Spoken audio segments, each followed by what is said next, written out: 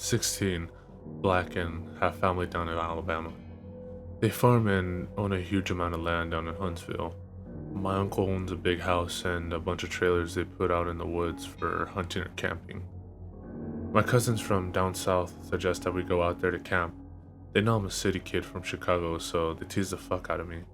We collect food, kill a pig and some chickens, and bring necessities to camp out for a few days. We get to the camp and it's obvious something is weird. The air that has this weird electric smell like right before a storm, like ozone. We think nothing of it and unpack and go down a little creek to swim for a few hours. All of a sudden, some older white guy and a white teenager come out of the bushes.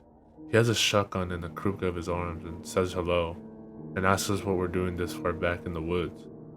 I tell him about my uncle, who he knows, and says we're camping out. He tells us we need to be real careful out here and stick together as there was a big animal seen in the woods. His son, who is my age, asks if he can stay and hang out with us.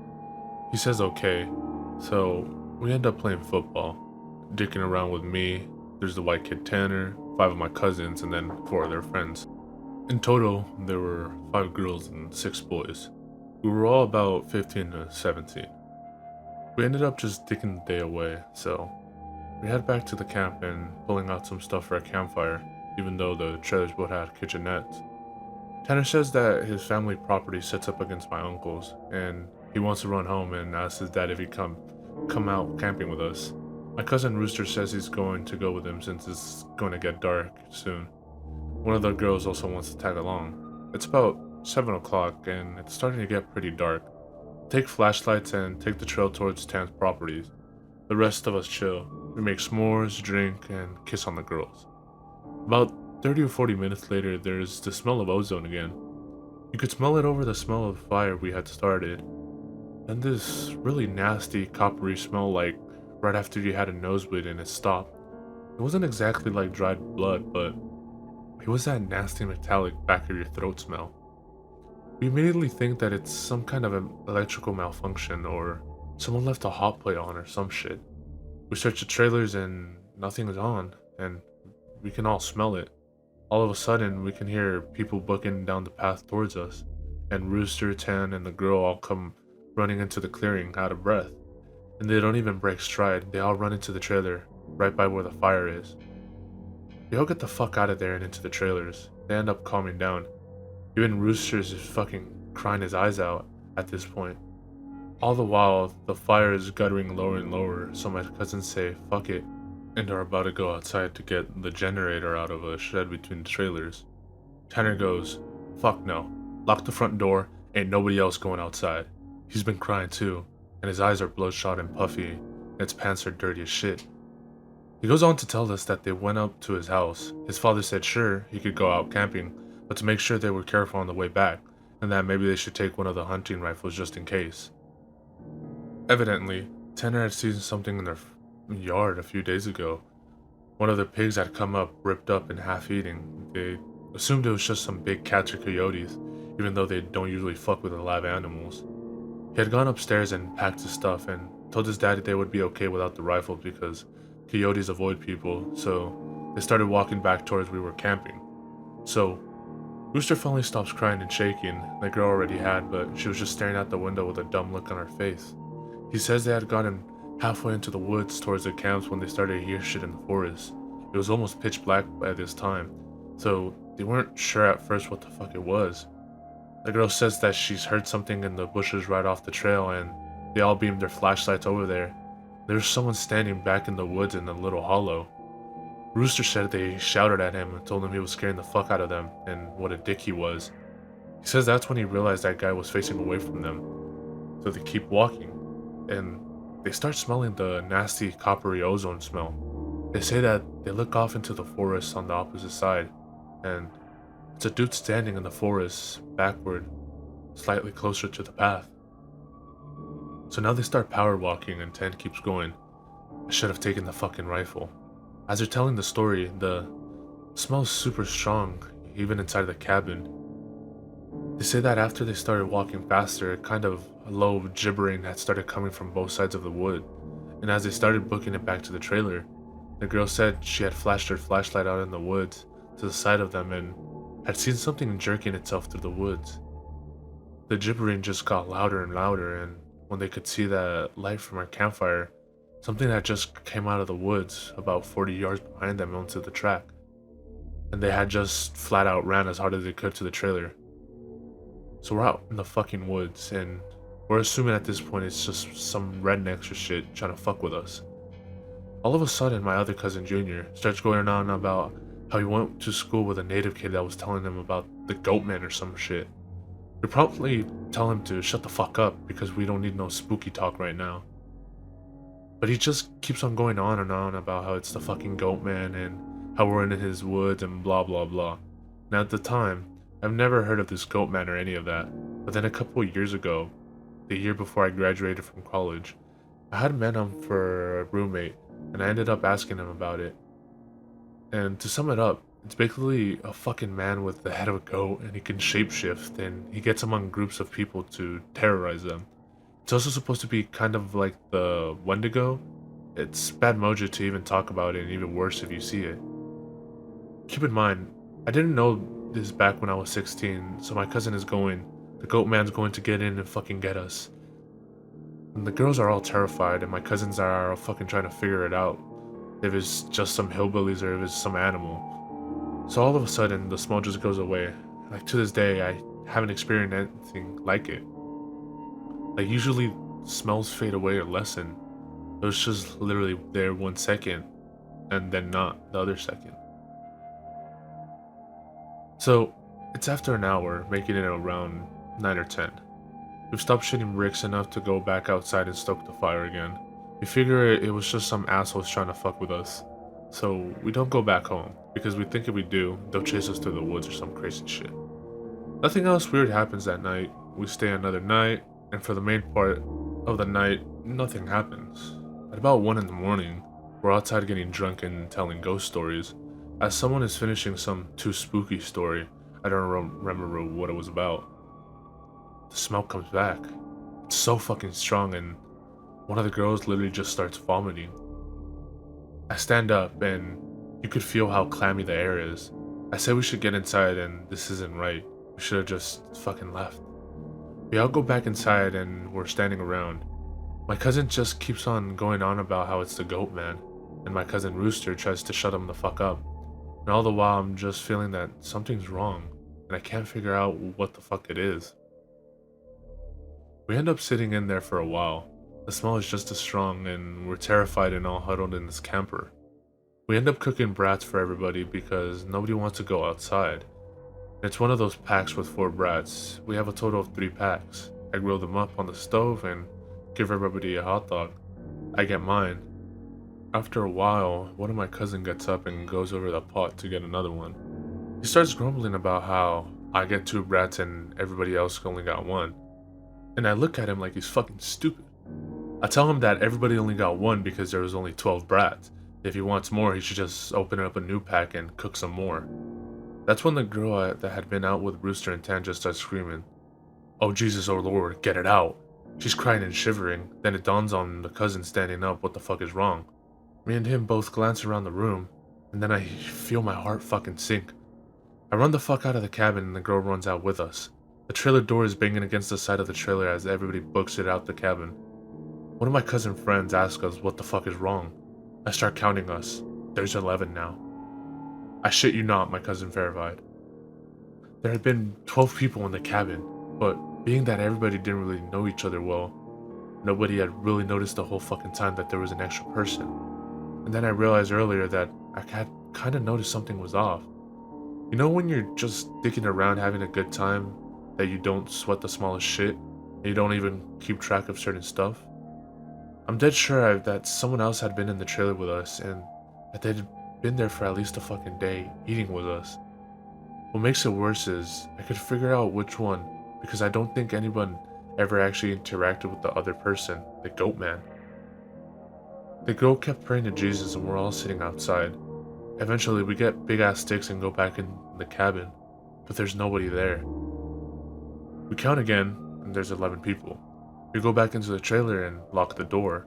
We explain what the fuck happened, and the girl says she realized too, and that when he was about to say something, the person sitting next to her had grabbed her leg hard and leaned over towards her and said something she couldn't understand. So we're pretty much scared as fuck as we huddle together, and I fall asleep. When I wake up, the sun is just coming up, and half the people are asleep and the other half are packing our shit up. We all want to walk back home, but like 4 people want to stay until the sun is all the way up, and some people think that we're just fucking around and still want to stay at the trailers. I just want to get the fuck out of the woods. The girl name was Kira, the one the Goatman had touched. Anyways, I asked her if she really thinks it was something bad, and she just says she just wants to go home. She doesn't want to be out in the woods for another night. So we decide to split off. The 4th that want to go can go. But I have to stay because I have the keys to the cabin and it's my uncle's and I have to lock it up. I'm super pissed at this point because I feel like people aren't taking this shit seriously. And I definitely didn't want to be out in the woods for another night. I spent the rest of the day trying to convince the rest of the people, now 4 girls and 4 guys, to get the fuck out of Dodge. Tanner leaves with them to go get a rifle and says he's going to be back. So there are just 7 of us left by 4 p.m. At around 5 p.m. he hasn't made it back yet and we're getting extremely fucking antsy. And the only reason I stopped begging them to go back was because he went to go get a gun. It's about 5:30 or so when the one cousin that did stay says the girl Kira is outside. We all look outside and sure enough, she's standing by the fire pit with her back to the cabin. I'm thinking to myself, if she was so fucking scared, why the hell would she come back? Then I get this nasty feeling in my gut. Keep in mind, the whole coppery smell has been gone. Now I realize I can just smell a twinge of it. I say this to the rest of them and everybody, and these are the people that wanted to stay in the fucking woods after we had the goddamn Goatman in our midst. He's laughing at me and asking if I set this up to scare them. I'm looking at them like, I'm not fucking bullshitting you all right now. I asked him why the fuck would I play like that. So one of the girls goes outside to get Kira. She gets halfway to her, stops cold. Kira starts heaving. I don't know how the fuck to describe it. Sort of like if someone had their back turned and was laughing without actually making any sound. It was this fact that made me realize there was not a fucking sound in the whole woods. It was dead silent. This was like later in September, so it was all still fairly hot at the time, but it was super chilly some days too. You could usually hear big ass geese honking or some kind of birds or squirrels chit-chatting. So I step out of the door and tell her to come back in the fucking trailer right goddamn now. She backs up into the trailer and we lock the fucking door. We pull down all shades except one, and put a guy there in a chair to watch her. She stands there for another 20 minutes or so. The guy turns to say that she's still there, and there's a huge fucking bang on the door. We all jump the fuck up and scramble around the living room of the trailer. Banging is super fucking loud. So now my cousin is holding one of the girls, and the other 2 are kinda giggling with nervous laughter, and me and the other 2 guys are shitting bricks. Then we hear Tan, he's screaming, "Let me the fuck in, stop fucking playing." So we go over to the door and open it, and he stumbles in with a rifle. There's nobody else outside. Evidently, he had walked up to the campsite. Nothing weird happened in the forest, but he had seen a girl. Mind you, he said it was not Kira standing there. When he had gone into the edge of the clearing, she had turned towards him with a slack-jawed look and just stared him down, slowly tracking him as he walked around the outside of the clearing towards the camp. He said it wasn't until he was almost halfway to the trailer he had realized that she was getting closer to him. She had started off by the fire, and without him even seeing her move, she had been turning, inching closer. He said he just ran the rest of the way back to the cabin thinking it would be open. And when he got to the door and it was locked, he turned and it was about half the distance to the door. He looks around the room and then gets super pale. He pulls me to the side and whispers in my ear, "You know there are only 7 of us in here, right?" I get that feeling where your stomach drops to your nuts. I had been back inside the trailer while we were sorting out who was going where. And then we all went outside to talk earlier in the day. That just slipped right back in. We looked out the window and there's nobody out there. So we recount everyone and then basically I go over and ask everyone how many people were here earlier, and everybody says 8. I say, well, how many are here now? They outdo the count and then realize there are only 7 people in the cabin. So Tan had brought back a couple boxes of ammo and his rifle. And he had told his dad that there was some kind of animal in the forest because he didn't think his dad would believe him if he said it was a Goatman. He says that his cousin is supposed to be coming down in a few hours, and that in the morning we could all go back to his place and his cousin will drive us home. Now, I'm really fucking terrified, but I at least feel better because we can be American and shoot the fuck out of whatever it is if it comes back. But then my cousin gets into the huge argument with one of the girls because she thinks I'm trying to be funny and prank them, and that she's getting really scared and that I'm not funny. He keeps telling her I'm not that kind of person, and she says, well, how do we know the girl wasn't just Tanner in a wig? Or if it's really the Goatman, how do we know that this is the real Tanner and the Goatman just didn't kill Tanner in the woods and take his gun? So we get into a huge argument about this, where me and Tanner we could seriously be in danger because at the very least someone has been sneaking themselves into our fucking trailer without us knowing and mingling with us. And at worst, something bad is in the forest fucking with us. One of the girls is crying and saying she wants to go right now, and we're trying to tell her we shouldn't because none of us are walking through the woods in the middle of the night. At this point, the sun is starting to go down and it's getting a little cloudy out. We eat something and turn on the radio for a while. We can't really get a station out there with anything decent, so we turn it off at about the time that Tan's cousin shows up. He was like 19, I think. At this point, the sun is just barely over the horizon and he has one of those heavy-duty lantern flashlights and another rifle. He walks up to the trailer and we whisper to Tan asking if he's sure that's his cousin, and he says yes. The guy looks behind him and all around the camp, then walks in. He kind of glances at all of us and looks a little confused. He says, where's your other little buddy at? I figured she would meet me up at the cabin. Is she a little slow or something? He also asked whether we had been cooking blood in the cabin, because it smelled like blood and hot pans all the way up in the trail. We're all fucking like, nope. But we asked him what the fuck he's talking about the girl he saw. He had come down the same trail Tan had been using, and he had come up on one of you guys' little buddies, standing in the middle of the trail, looking at him slack-jawed. He had asked her a bunch of questions, but all she did was just look at him. Then she smiled and he said he kept on walking.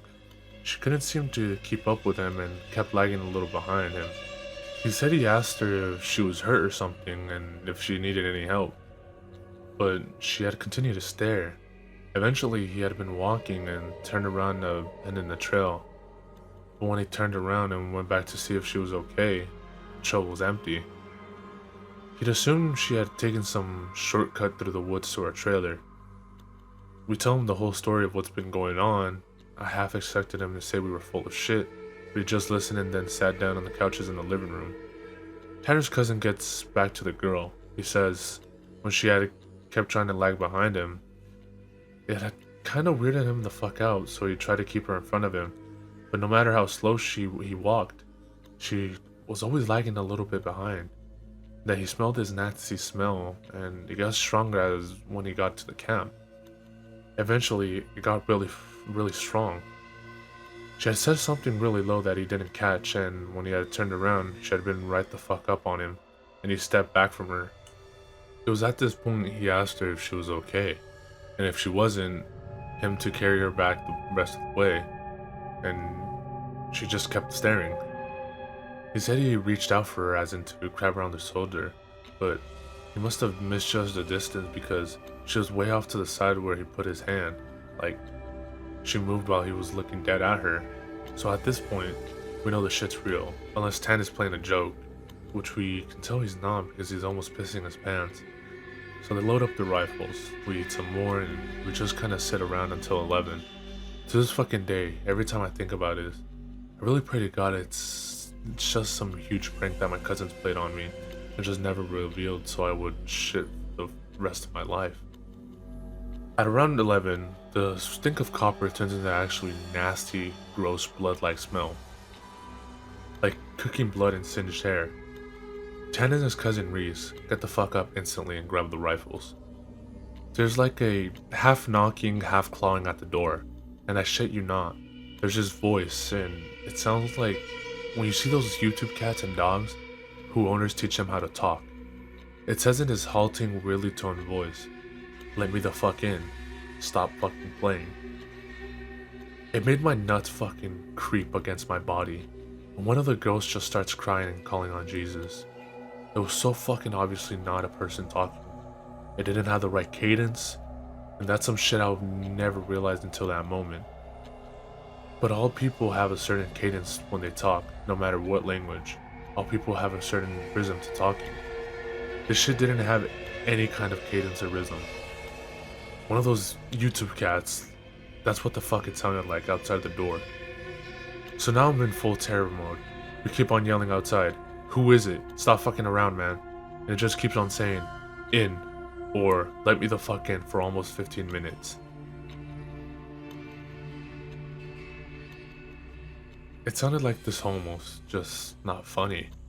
Sorry for being on tangent, but if you can't imagine how this shit sounded, then you can't imagine how fucked up the whole situation was.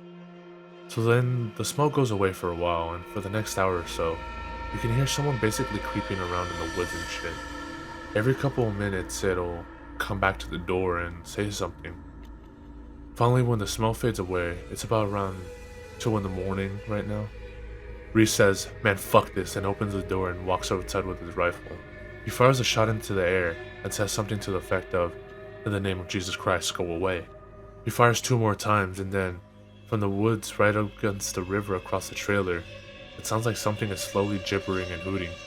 Then it starts screaming. It almost sounds like a woman and a cat in a bag screaming together. Like, I seriously have never heard any shit like that. And you could hear the brush over that way to start to shake. Reese fires over into the tree line and then starts backing into the house.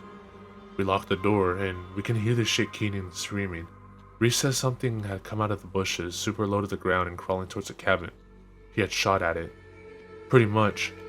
That was how the rest of the night went. It was literally screaming constantly for the next 2 hours. And we could hear shit moving out into the tree line, but it never came back up to the cabin until everybody had fallen asleep. Tan had been sitting in the chair watching the door with a rifle. Nobody else heard or saw this, and he told me 2 days later after the whole thing was over. He said he had been nodding off after the screaming and noises finally stopped, and he had been almost asleep when he saw someone come out of the bathroom and then laid down in the middle of the floor and go to sleep. He just assumed it was one of us and nodded off. Then he said he kind of realized something was wrong. While pretending to be sleeping, he counted us. There was 9 people in the cabin. He basically didn't want to try to shoot at the fucking thing in the cabin and have it kill us all then and there, or have Reese wake up and start shooting and then we kill ourselves. So he just stayed awake all night, pretending to be asleep. He said sometimes it would stand up and kind of do this weird jittery thing, or heave like it was laughing, but then it would lay back down. The story closes pretty weak, because from my perspective, nothing happened. We woke up, and I noticed that Tam was a little jittery, that he was avoiding looking at all of us, but we ate some breakfast, packed up, and started walking to his house. He stayed last in the cabin and said he'd lock up and bring me my uncle's keys to just start walking and he'd catch up, which I really didn't want to fucking do. We got a little bit up the path, and when he came running up, basically we just jogged back to his house. His cousin took us home. There was a window in the bathroom. Tan had gone back to lock up and looked in there. We were too stupid to lock a screenless window. The window was fucking up when we went in there. I'm guessing it had been doing that all along, waiting for us to fall asleep or slip up, and then getting in among us. It walked with us all the goddamn way back to his house. And then he said it lagged to the back of the group and looked at him dead in the eyes before walking into the woods.